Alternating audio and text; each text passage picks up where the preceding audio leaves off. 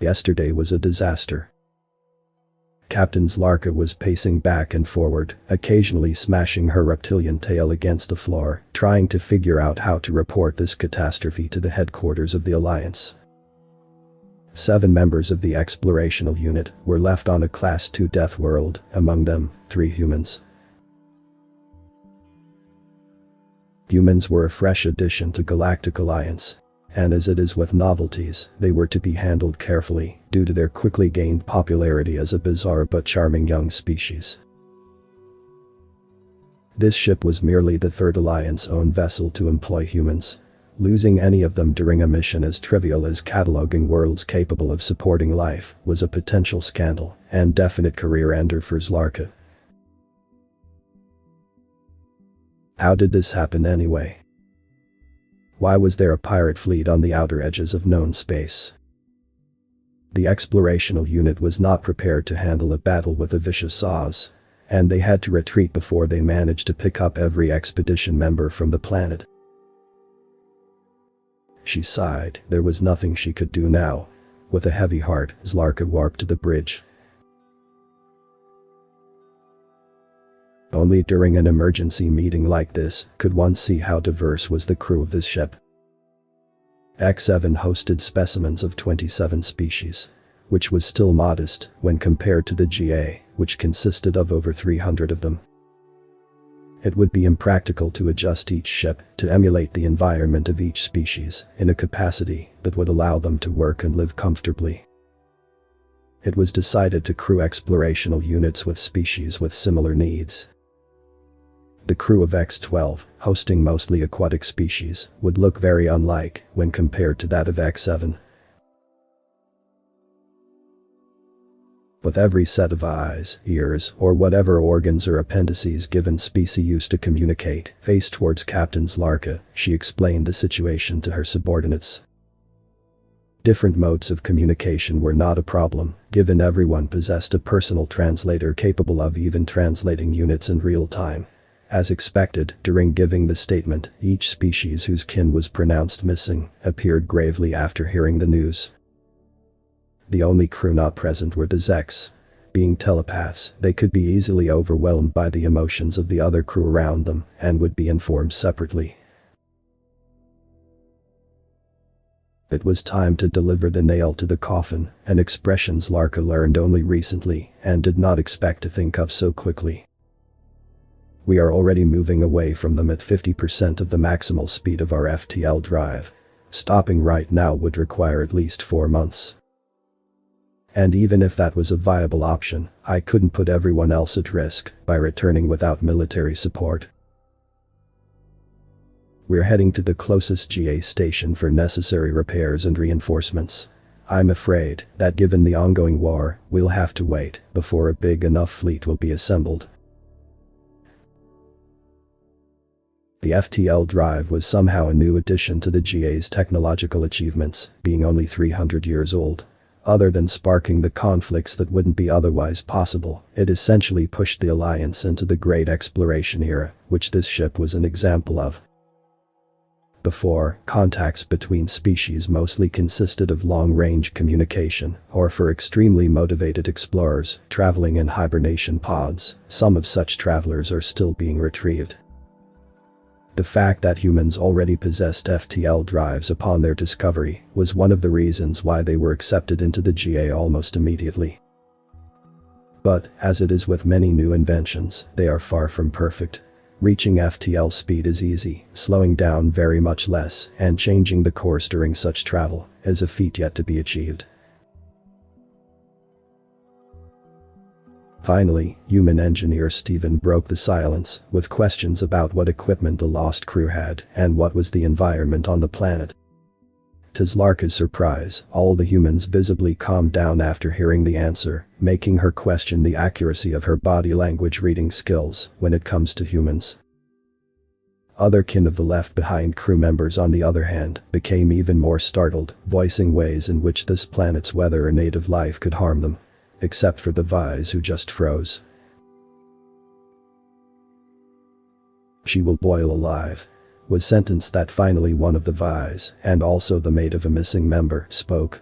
Everyone except the humans immediately fell silent, no longer looking grave. Two of the human engineers were arguing about something in hushed voices until Stephen finally stood up and spoke. "Captain, we may have a way to help the Vi and other guys who won't handle this planet well." Before Zlarka and the rest of the crew could recover from shock, other human interjected while covering his face with hands. "You're sure this is a good idea? Remember an opening line of the report from this maneuver." "So what? We're supposed to do nothing?" Captain Zlarka finally demanded. "Engineer Stephen, what is your suggestion?"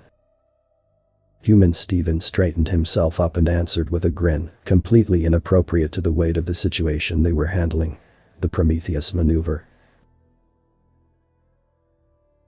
Later in the technical room, alongside Stephen, the head engineers, and a few lieutenants, Captain Zlarka was speechlessly watching a video report of the procedure mentioned before.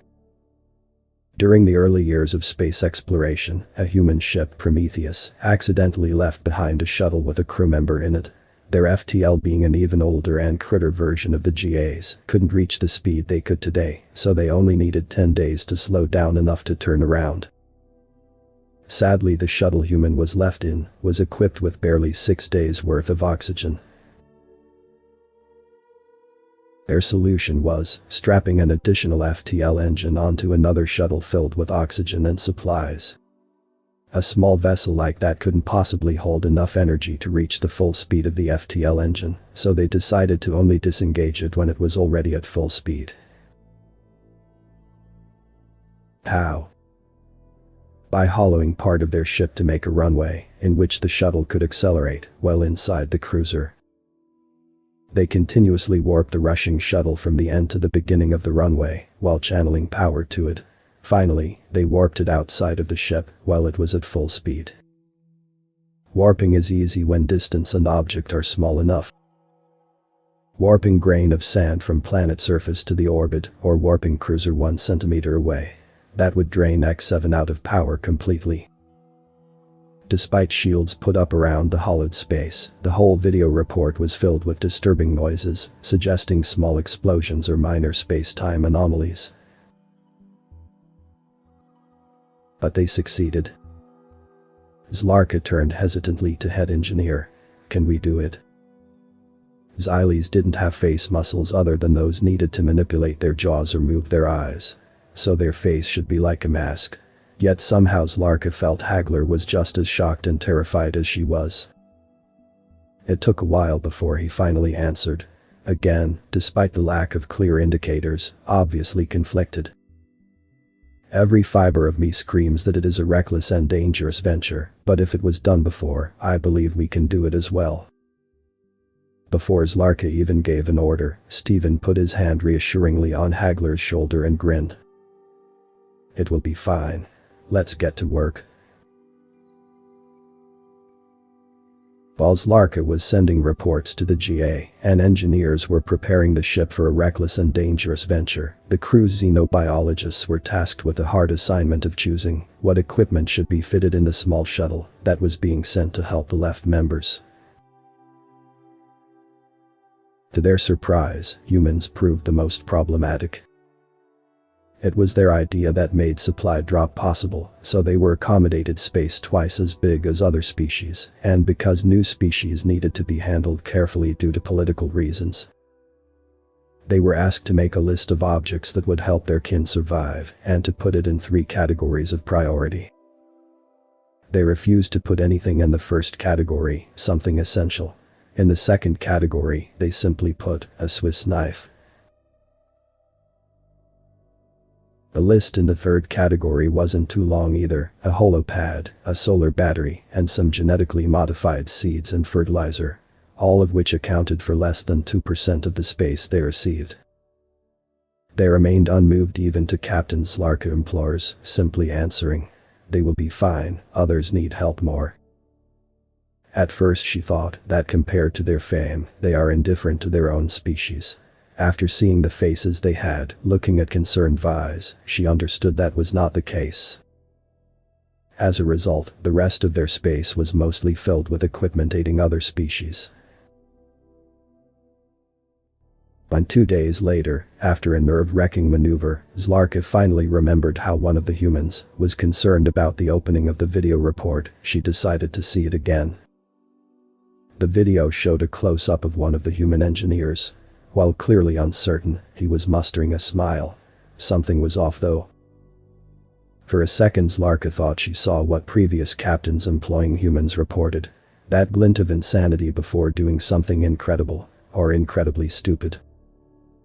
Finally, the engineer spoke. "This is TSS Prometheus, welcome to Jackass."